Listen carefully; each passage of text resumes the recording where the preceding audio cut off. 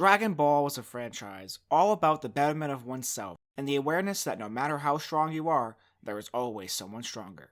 Because of this, Dragon Ball Z is often filled with fighters testing their own strength and wishing to fight as fairly as possible, oftentimes to their own detriment. But what happens when Dragon Ball characters throw that respect crap right out the window? That's what we're counting down today, the times when Dragon Ball Z characters absolutely clown their opponents. But before we begin, let's establish a few ground rules. Rule 1. Dragon Ball Z will be the only portion that's considered. No OG Dragon Ball, Super, or GT. And number 2, the disrespect has to be intentional. We can't have, let's say, the Cyberman versus Yamcha for this list, because it wasn't the Cyberman's intention to make Yamcha a laughingstock. Allegedly. And finally, rule number 3, these are all just my opinion, and I'm going to miss some disrespectful moments. It's only inevitable. All that out of the way, let's get right on with the list. These are the top 7 disrespectful moments in Dragon Ball Z. Number 7. Goku versus the Ginyu Force. No other unit in the Frieza Force is cockier than the Ginyu Force. These sadistic Super Sentai are the embodiment of squad goals. They pull up on Team 3-Star, immediately talking shit, and they just casually laugh off Vegeta and Krillin's attempts to destroy the Dragon Balls, and destroy their hopes of leaving Namek alive. They even make a game of killing them by rolling a lottery to see who gets to kill Vegeta. Berta and Jace even do colored commentary during their fights. And you would think that one of their members dying would kind of kill their vibe a little bit, but they just brush it off. I mean, Goldo's the one who's dead. Why should Berta and Jace worry about it? However, all of that changes when Goku rolls up on them and one-taps Recoome, immediately shattering the Force's confidence. Imagine you and your bro are jumping a guy, and he doesn't even care!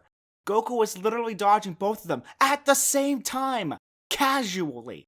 And I don't know if it's just me, or is it more disrespectful that Goku isn't fighting back? Goku doesn't even respect them enough to throw a punch! And after embarrassing the fastest in the universe and his roommate... And they were roommates. Daddy Ginyu has to size up Goku. And Goku wastes no time mocking Ginyu himself, straight to his face. He beat the shit out of Ginyu so hard, he had to steal Goku's body. Goku body-shamed Ginyu, to the point he had to wear Goku's skin in order to salvage his crashing self-esteem. But Ginyu's self-esteem is immaculate compared to our next spot. Number 6. Vegeta vs. Puipui. Did you seriously believe I would make this list and leave out the Prince of all Shade? Ridiculous. When the Supreme Kai recruited the Z-Fighters to fight Babidi, he was gassing up Babidi and his henchmen like no one's business. The ease of which the Z-Fighters bulldozed through Babidi's fortress in and of itself was pretty disrespectful. However, when Puipui's goofy ass comes up talking mad shit, talking about, "When you fight Puipui, death is a certainty," the disrespect immediately skyrocketed. And as expected, this jobber does not land a singular hit on Vegeta, as he is just toying with him the whole fight. And Puipui really thought, after getting his ass kicked, that changing the terrain was gonna do anything for him. Puipui is really out here, gassing up his home world, and it's 10 times gravity like that means anything. And Vegeta responds with the most Vegeta thing I can probably think of. If it were 1,000 times gravity, you might have actually slowed me down, but a paltry 10? I can barely even feel it. After verbally eviscerating Puipui, Vegeta rushes up to Puipui, molests him, and blows him up nipples first. All with that cocky and condescending grin. But in our next spot, we're gonna see that grin get wiped from Vegeta's smug face.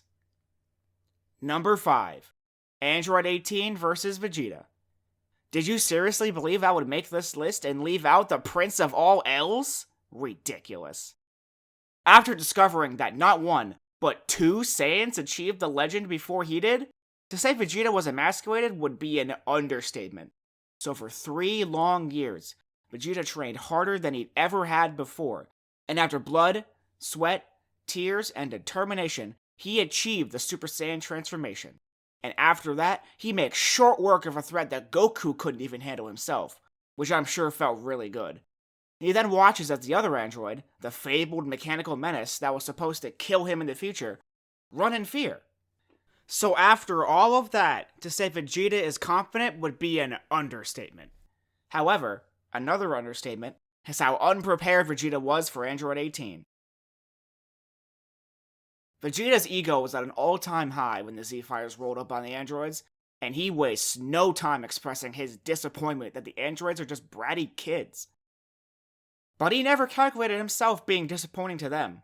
As Vegeta unleashes his fury, 18 deals with him the same way daycare workers deal with a toddler throwing a tantrum, which only infuriates Vegeta even more. And Android 18 finds that humorous, as shown in the highway scene. However, no amount of damage from 18 could compare to Vegeta's son telling him to his face to wait for Goku. After getting pounded some more by 18, Vegeta finally realized that she had merely been toying with him the whole time, right before she breaks both of his arms. Oh, how pride cometh before the fall. Number 4. Vegeta vs. SemiPerfect Cell. Android 18's destruction of Vegeta's self-confidence is pretty damn disrespectful, but Vegeta's getback is even better. Cell, much like Vegeta, has just achieved a new form, and is exceedingly confident that he'll achieve his perfect form, uncontested. Until the Prince of All Saiyans rocks Cell's worldview. With one punch, Cell knew he fucked up. But Cell won't be lucky enough to only take one hit. Vegeta's onslaught is a sight to behold, as he is so obviously taking out his frustration from his lost Android 18 on Cell. On top of the brutal beatdown, Vegeta's verbal onslaught adds layers to the disrespect. Despite being the main antagonist, I can't help but feel a little bad for Cell. He was on the cusp of greatness, of perfection even, but Vegeta, of all people, was standing in his way. Vegeta got Cell so cucked that he is actually trying to use Vegeta's own move in a desperate attempt to do anything to him. Eventually, Cell actually catches good old Jeets off guard, but Vegeta cares as much as he cares about raising his own son, and even consoles Cell for his pathetic attempt. Vegeta ups the disrespect by telling Cell that Trunks would beat his ass just as easily as himself. After hearing that, Cell has an existential crisis, and believes he will never reach his perfect form. I've seen some Vegeta disrespect in my time, but only here has he disrespected someone so hard, his opponent had a mental breakdown. Number 3. Goku vs. Napa. Goku just eviscerating Nappa's spine is disrespectful enough, but given the context, it makes it even worse. Napa has been catching bodies since he landed. From blowing up an entire city, from showing Vegeta what he did to his girl last night, to disarming Tien, to watching both Tien and Chaozu kill themselves, to killing the second strongest member of the crew with an attack aimed to murder a child. In fact, if Goku didn't show up when he did, he'd be wiping what's left of Gohan's brain matter off his boot. But it's because of that domination Nappa displayed that makes his fall so disrespectful. Goku starts the disrespect early, by not even giving Nappa the time of day. He is literally the reason that half of Goku's friend group is getting stripped down by King Yemma, and he does not care. Then, Goku flexes his newfound power, and is such a savage, he creates one of the most ancient memes on the internet.com. Nappa can't even land a singular punch on Goku, as he is just toying with him. Goku is toying with him so much that he is just standing on Nappa's head. This moment alone would have made the list. If I were Nappa, I'd pack my shit, fly somewhere far, far away on a distant farm on an alien planet, and start my life over, hoping, no, praying, no one hears about how badly I was destroyed. But it doesn't even stop there. Nappa throws a ki blast that Goku could easily have dodged. However, he chose just to tank that weak sauce attack. Like, it's one thing for your opponent to dodge your attacks. It's a whole different story for him to let you wail on him because your punches feel like gumdrop kisses. Goku got Nappa so irate that Vegeta had to scold Nappa, and most likely deduct his pay, to get him to stop. But even after that, Nappa still can't land a punch on Goku. So in a desperate move, he tries to kill Krillin and Gohan before they can jump the Saiyans. But Nappa can't even do that. One Kaioken later, and Nappa's role in the show is reduced to disabled representation, as Goku breaks his spine and holds him up like a 5-pound dumbbell. Vegeta's secondhand embarrassment leads him to killing Nappa himself as a form of pity. But Nappa isn't the only one who's on the receiving end of pity on this list. Number 2. Frieza versus the Z Fighters. Frieza's hands are rated E for everyone. There's disrespecting a man, then there's disrespecting an entire squad. It starts from the jump, too, as Frieza's mere presence strikes fear into everyone there. Frieza's role in this fight is that of a cat playing with his own food. Every time the Z-Fighters think they might have a chance, Frieza reveals just how out of their league they actually are. From the second Frieza transforms, the Z-Fighters know they're screwed. It doesn't take long for Frieza to demonstrate that fact. This man impales Krillin with his horn, makes Vegeta shit his pants, and would have just killed everyone right there if Piccolo didn't show up. And Piccolo actually gives Frieza the business for like 15 seconds. So he transforms again and fingers Piccolo until he can't walk anymore. And transforms again just for shits and giggles. Frieza striked so much fear in the hearts of the Z-Fighters that he forced Vegeta to abuse genetic steroids. And still humiliated Vegeta. Frieza demolished Vegeta's pride and self-esteem so badly, he started bawling like a baby. Frieza is so disrespectful, he made the previous saga's antagonist weep like I did when I saw the Budokai Tenkaichi 4 trailer. But Vegeta ain't crying nearly as hard as the last entry on this list. Number 1. Gohan vs. Cell and the Cell Juniors. Every moment on this list is insulting to someone, most likely Vegeta, but the ultimate disrespect is insulting the perfect life form. Gohan's desecration of Cell's pride in the Cell Juniors' bodies is not only the best disrespectful moment in Dragon Ball Z, it's also one of the best moments in Dragon Ball Z, period. The Cell Juniors were giving the Z-Fighters the hands the whole time they were on screen. Only Vegeta, Trunks, and Piccolo could even put up a fight against them. But when Gohan transforms, he treats the Cell Juniors like Dynasty Warriors enemies, and one-shots all of them. My man Gohan just pimp-slapped that Cell Junior's head clean off.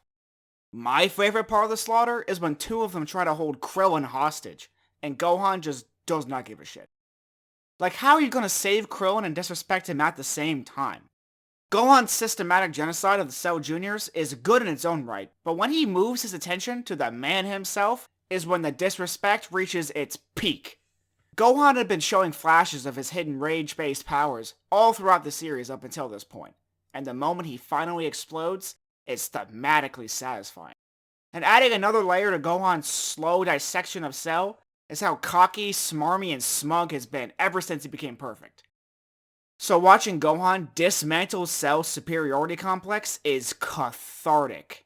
No matter what Cell throws at Gohan, he just shrugs it off, and that fact starts to infuriate the Bugman. I mean, how can the perfect being get jumped by a 9-year-old? The kid's still learning his multiplication tables, but is multiplying Cell's blood pressure with every passing second. Eventually, Gohan punches Cell so hard, he spits back out Android 18, alive and well, clearly apologizing to Krillin for disrespecting him earlier. A true homie. Goku, of all people, tells Gohan to stop toying with Cell and just finish him off already. And Gohan basically says, nah. So Cell does the only reasonable thing he can think of to regain his respect after getting annihilated by a child, killing his dad. But Gohan doesn't let the grief stop him from being a savage. When Cell comes back, Gohan straight up says, I'm glad you're still alive so I can kill you myself. Cell regains his arrogance when Gohan cripples himself saving Vegeta. For Vegeta? Really? Yeah, really? Really? But Gohan still packs him up with a single hand. Bro can't even do the actual Kamehameha hand motion, but still packs up Cell. He doesn't just beat Cell either. He literally erases every cell from his body. That's all for me today. Was there a disrespectful moment I missed? Leave your answer in the comments below. If you liked the video, like the video. It really helps out the channel. And if you really like it, subscribe and make sure to ring that little bell for notifications.